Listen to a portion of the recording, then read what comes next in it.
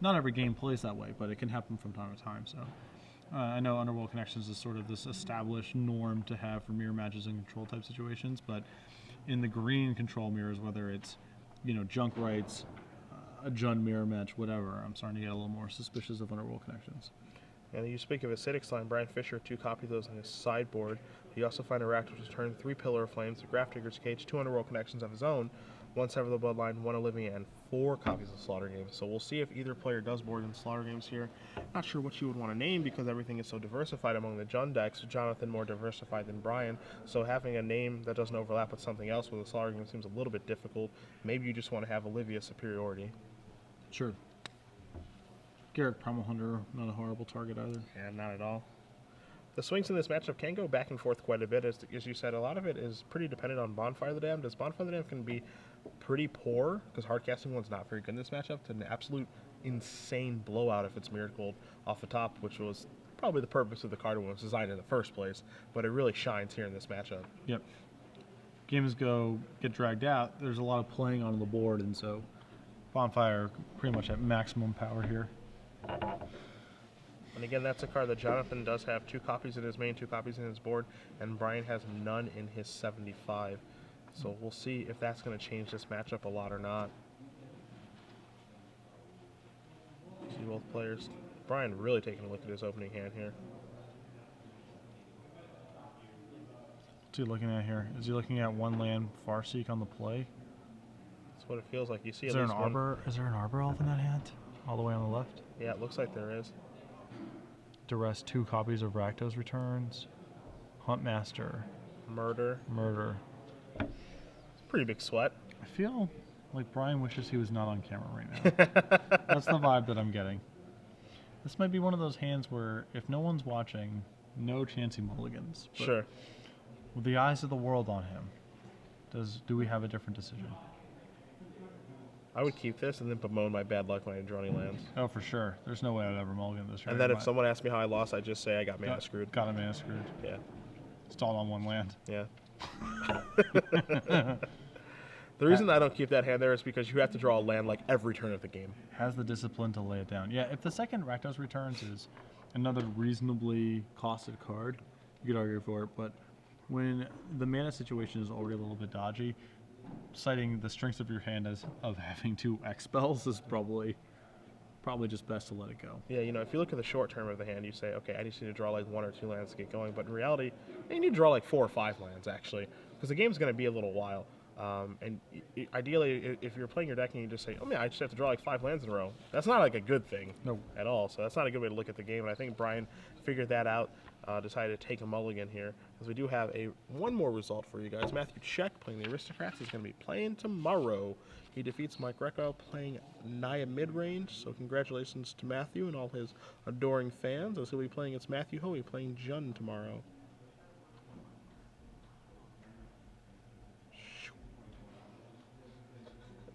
Otter Stows. Alright, so we need to see who Jeff Hoogland's going to play in the finals here.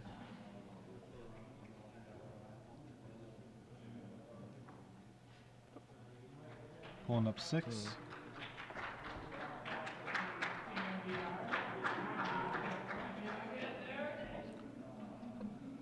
And yeah, I see an Overgrown Tune and a Stomping Ground and some spells. So happy enough. Yeah.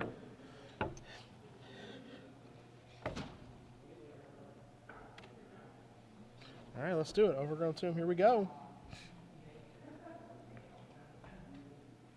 So his hand just lands in a couple Huntmasters. Olivia, too. Oh, he's an Olivia. Okay. Yeah. Not a bad hand on mulligan 6. Another Huntmaster. So it looks like 3 Huntmasters. Overgrown Tomb, pass the turn back. Jonathan going to take a draw.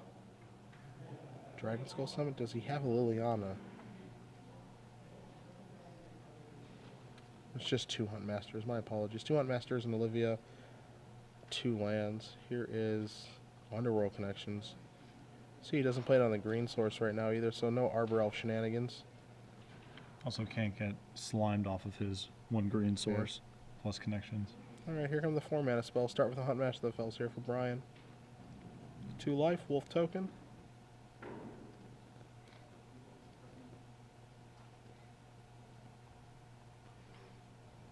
that Underworld Connection's kind of representing that he must have a lot of removal in hand. Maybe he had actually nothing else to do with his third turn. But Yeah. you ideally want to run the connections in such a way where you cast it, and then you use it, kill a guy, use it, kill a guy, make your land drops go the way up, etc.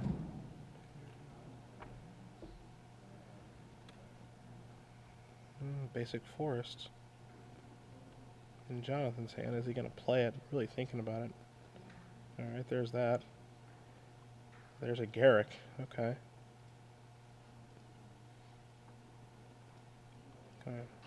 Put a wolf token out there. Garrick on 3 counters. And just pass the turn back. So Brian's going to untap. He's going to draw. Let's see what he finds. There's a wolf run in hand, which is pretty awesome here. Stomping Ground. Another thing that's pretty good is that Rakdos return. Yep. You can go up top for 3. Make Jonathan discard 3 cards and redirect that damage to Garrick. It's not a bad turn as well. Yeah, it's made a little bit worse by the fact that Underworld Connections is in play. Can't just outcard him like that at this point. It's definitely incumbent on Brian to be more aggressive now that Connections is looming.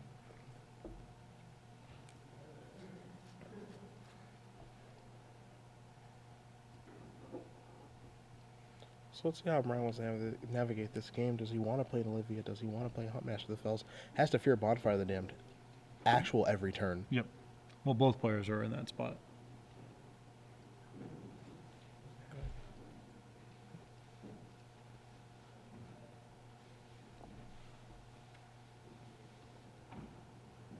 Yeah, if you're Brian, you have to play in such a way that how bad is a Bonfire for me? And if Jonathan, you have to play in such a way that, all right, every turn I can draw a Bonfire to absolutely ruin him. Yeah, well, I mean, if I'm in Brian's position, my thoughts on the matter are just, I'm going to die if it happens. There's not much to be done about it.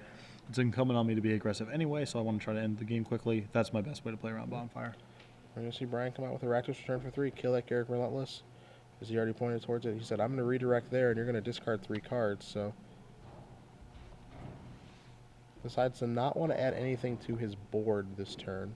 Yeah, I mean, this is a nice turn for Brian. You know, it's awkward for him to make any sort of attacks to try to make an inroad on Garrick, because he basically has to lose his Huntmaster and spend mana pumping into Wolf Run if he wants to do that. So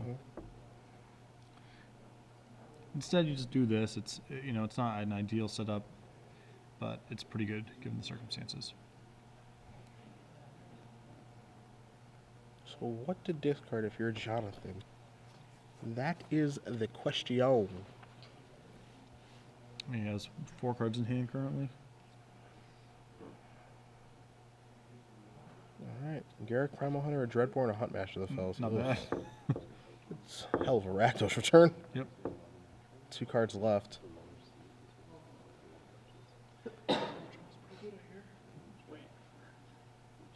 See if Huntmaster, that wolf token, is going to come across if he wants to clear out that other one. It seems poor to trade if you're worried about Liliana. Sure. But see wolf tokens trade off. Jonathan going to draw a card. If you're worried about hedging against Bonfire a little bit, then there's an argument for trading. So takes 2 right away. Rakdos return you right back for 3. Ugh. All right, so there goes the Huntmaster of the Fell, the Olivia, and a 6 slime is about our best draw right now. Yeah. What is it gonna be? He needs to get this game over with. Yep, we see a Castle Ghoul for an activation. He needs to try to kill him, and this is where you start to see Underworld Connections take over. I mean, Brian does get to flip his Huntmaster here and deal 2, assuming there's no removal spell. And he's got Wolf Run online. It's not. He doesn't. Ooh. It's a miracle. There goes Ravager of the Fells. Pass the turn back. Still have plenty of good draws if you're Brian here. We knew this was going to be like this. It's going to Underworld Connections. That's one of the better draws. Yeah, we know it can be like this. It can be very, very back and forth in the John Muir. All right, so there's an Underworld Connections on that Dragon Skull Summit. Is he going to draw right now, or is he going to wait? He's going to wait. Yeah, I think if you're playing against Rakdos Return, it's worth the wait. Yeah. There's slight upside to drawing away right away. You might draw. It comes into play tap land, but I think you want to err on the side of minimizing Rakdos returns. So Jonathan does draw a card right away with Underworld Connections.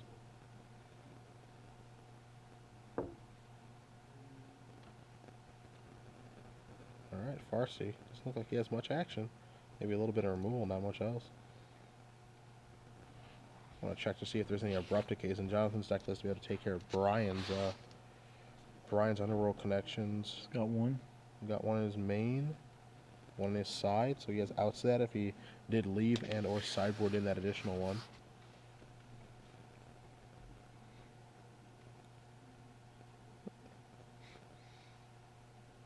So, draw a Rakdos return off of that one. Another big haymaker. Draws a Blood Crypt. How neither of these players have drawn Thraktos yet is beyond me.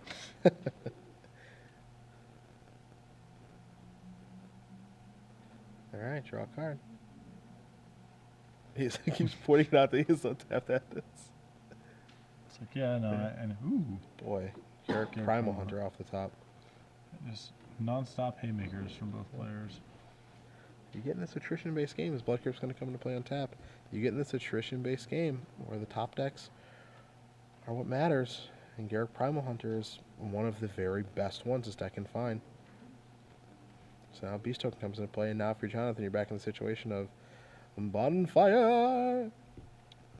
And keep in mind, Brian still has Rakdos returns later. Give a little tap of the deck. It's nice to have outs. Yes. That's for sure.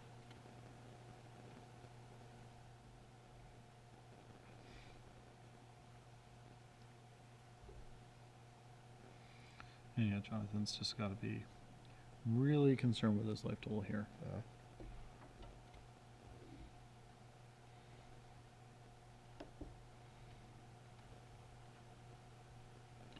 So he's mulling over, I guess, whether or not he wants to use his Underworld Connections. And you remember, he's facing down Kessig Wolfrun in play too. Yeah. So there's a Wolfrun in play and a Rakdos return in his hand. And the thing that he's primarily thinking about, of course, is that Kessig Wolfrun in play for Brian and a land coming into play after that. And what can I do to make this not a disaster for myself? You see him counting his lands here. 6 mana in play, one of which has Underworld Connections on it. Hasn't played land yet this turn, but I don't know what his hand is, but it looks like he's certainly in some trouble here. I mean, Jonathan's play over the course of this match has been very fast from what we've seen. This is the first time we've really seen him like tank. Yeah, Rootbound Crag, and now Rakdos return again. Let's see if who he's going to target with this. This is a pretty big Rakdos return too. I think you just take care of that Garrick, right? Yeah, you have to. Yeah. I mean, the damage, it's 5. Oh no, I guess he's going to try to top deck, Bonfire. survive this turn and top deck Bonfire. All right. It's reasonable. Hey, gotta do what you gotta do, right? If he can fade a Thragtusk, it's completely reasonable. Draw a card. Didn't get a quite good look at it. Yeah, we're going to draw 3. Yeah. Just literally praying to dodge a Thragtusk. Huntmaster. Farseek is the card you drew first turn.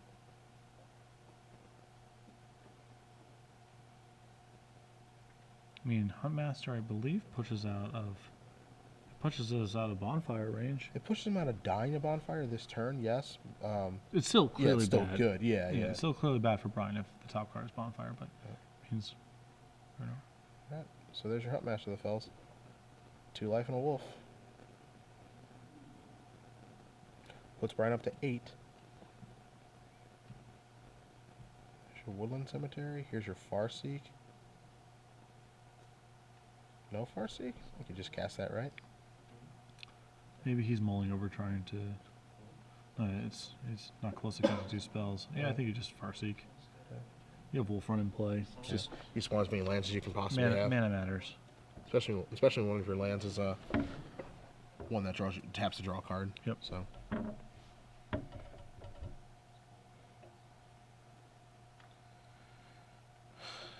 Alright. So after Farseek can resolve, you're going to see a Beast Token come across. It's going to be 8 up. And let's see what Jonathan can do on his turn.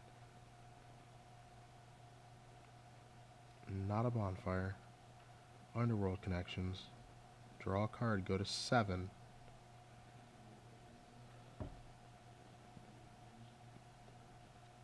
Looks like a Dreadbore. And that is it. Brian Fisher wins 2-1 in the John Muir match. Jonathan unable to find a timely Bonfire of the Damned to clear everything up. I think that I like Jonathan's line of play on that last turn a lot less once you factor in the Garrick that's in play, because the odds that Brian doesn't find anything with the 4 cards, like it's weird to me because it feels like Jonathan's still totally in that game if Garrick's not in play. I mean, you I guess you still need to rip a removal spell because you're still facing down the 3/3 plus the Keswick Wolf run. Okay. Doesn't